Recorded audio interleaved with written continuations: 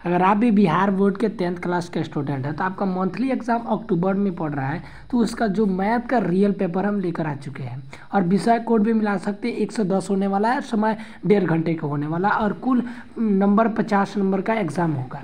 ठीक है, और यहाँ पर देख सकते हैं कि आपका जो क्वेश्चन पूछे जाएंगे 130 और 25 का जवाब देना है आपका। तो हम ज़्यादा नहीं समय लेंगे। आपका पहला क्वेश्चन यहाँ पर दे रखा है कि निम्न में कौन परिमेय संख्या है, तो इसका करेक्ट आंसर हो जाना सी। ठीक है, √4 जिसमें से 2 निकल जाएगा।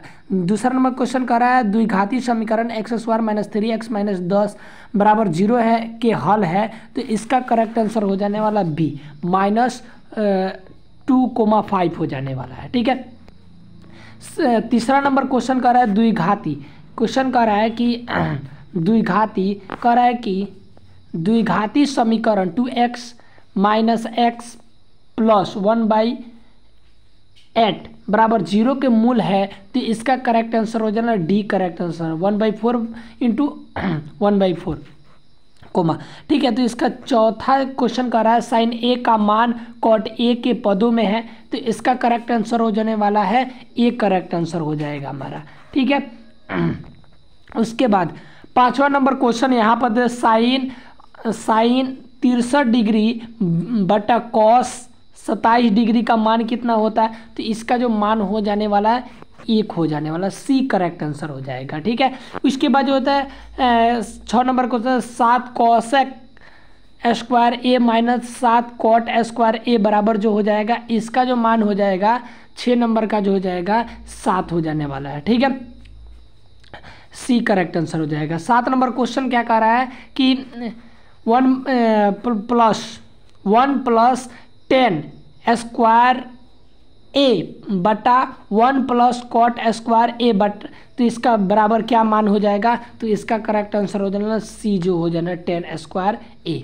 ठीक है, उसके बाद यहाँ पर 8 नंबर क्वेश्चन आप देख सकते हैं। 8 नंबर क्वेश्चन कह रहा है यदि साइन थीटा बराबर कॉस थीटा हो तो इसका करेक्ट आंसर मान जो हो जाने वाला है 8 का जो करेक्ट आंसर हो जाने वाला है बी नंबर 45 डिग्री। ठीक है, 9 नंबर क्वेश्चन आप यहाँ पर देख सकते हैं, कह रहा है निम्न में से किस मान इकाई के बराबर नहीं है, तो जो इसका जो करेक्ट आंसर हो जाएगा डी जो होगा साइन थीटा × कॉस थीटा। ये जो है पूरा रियल पेपर होने वाला है। ठीक है, और इससे हटकर प्रश्न नहीं वाला है, यही प्रश्न रहेगा। ठीक है, 10 नंबर क्वेश्चन का रहा है, तो 10 का जो करेक्ट आंसर हो जाने वाला है 10 का जो करेक्ट आंसर हो जाना सी करेक्ट आंसर हो जाने वाला है। 11 नंबर क्वेश्चन आप यहाँ पर देख सकते हैं, तो 11 का जो इसका करेक्ट आंसर हो जाने वाला है हम उसके बाद ये जो है एक करेक्ट आंसर हो जाने वाला है। ठीक है, यहाँ पर हम ज़्यादा एक्सप्लेन नहीं करेंगे क्योंकि आपको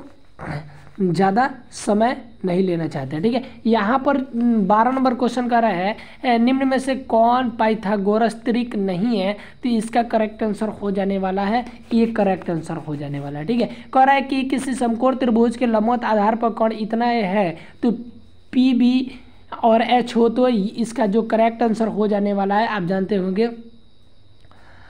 तो 13 का जो correct answer C correct answer हो जाने वाला है। ठीक है, इसके बाद 14 नंबर क्वेश्चन कर रहा है समकोण त्रिभुज का क्षेत्रफल होता है, तो समकोण त्रिभुज का क्षेत्रफल होता है 1/2 गुने आधार गुना ऊंचाई। ठीक है, इसके बाद यहाँ पर देख सकते 15 नंबर क्वेश्चन जो देख सकते हैं, कह रहा है कि यदि किसी त्रिभुज कह रहा है कि यदि किसी समकोण त्रिभुज का कोण तथा आधार 29 सेंटीमीटर 20 सेंटीमीटर, तो लंब की लंबाई होगी, तो इसका करेक्ट आंसर हो जाने वाला है डी करेक्ट आंसर 21 सेंटीमीटर। ठीक है, 16 नंबर कर रहा है कि समकोण समद्विबाहु त्रिभुज के आधार की लंबाई 5√2 सेंटीमीटर, तो क्षेत्रफल क्या होगा, तो इसका करेंगे सी करेक्ट आंसर हो जाए 25 सेंटीमीटर। ठीक है, यहाँ पर ये करेक्ट।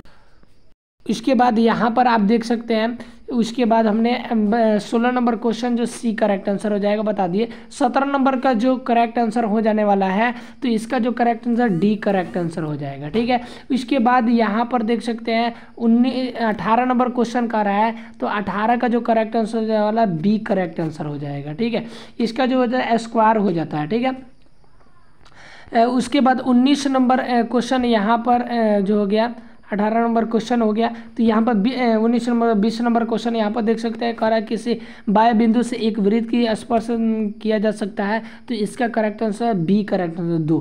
ठीक है, 21 नंबर का 2 गोलों के पृष्ठों का क्षेत्रफल अनुपात इतना है तो इसका आयतन होगा। तो इसका जो करेक्ट आंसर हो जाने वाला है बी करेक्ट आंसर हो जाने वाला है। 22 का यदि किसी गोले का क्षेत्रफल इतना है तो इसका व्यास जो हो जाएगा, इसका करेक्ट आंसर हो जाने वाला है। तो इसका करेक्ट आंसर हो जाएगा 22 का जो करेक्ट आंसर हो जाना है सी करेक्ट आंसर हो जाएगा। ठीक है, 14। उसके बाद 23 नंबर यदि किसी ठीक है, यहाँ पर दे रखा है 23 नंबर, यदि किसी गोले के त्रिज्या के दुगुना कर दिया जाए तो उसका आयतन हो जाएगा। तो इसका करेक्ट आंसर हो जाने वाला है 23 का जो correct answer C correct answer हो जाएगा, 8 गुना हो जाएगा। 24 नंबर अर्धगोले का पृष्ठ क्षेत्रफल होता है। तो यहाँ तक हमने बता दिया। तो अर्धगोले का पृष्ठीय क्षेत्रफल होता है 4πr²। ठीक है, 1 घन मीटर का मान होता है। तो 25 का जो हो जाएगा करेक्ट आंसर कितना होता है, 1000 लीटर होता है। ठीक है, उसके बाद यहाँ पर देखते हैं 26 नंबर, एक समान त्रिभुज ऊंचाई वाले बेलन शंकु जो एक ही आधार पर स्थित होता है, आयतन का अनुपात होता है। तो 26 का जो correct answer D correct answer हुआ 3:1 हो जाएगा। ठीक है, 27 नंबर क्वेश्चन देख सकते हैं। तो इसका जो करेक्ट आंसर हो जाने वाला है बी करेक्ट आंसर है 3।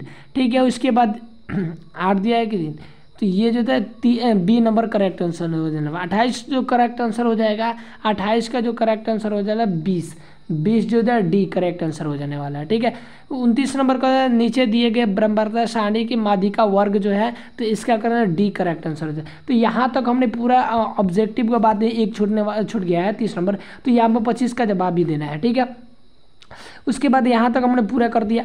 उसके बाद अभी तक वीडियो को लाइक नहीं किया तो वीडियो को लाइक कर दीजिए, चैनल को सब्सक्राइब कीजिए, अपने दोस्तों के पास शेयर कर दीजिए। मिलते हैं नेक्स्ट वीडियो में, धन्यवाद।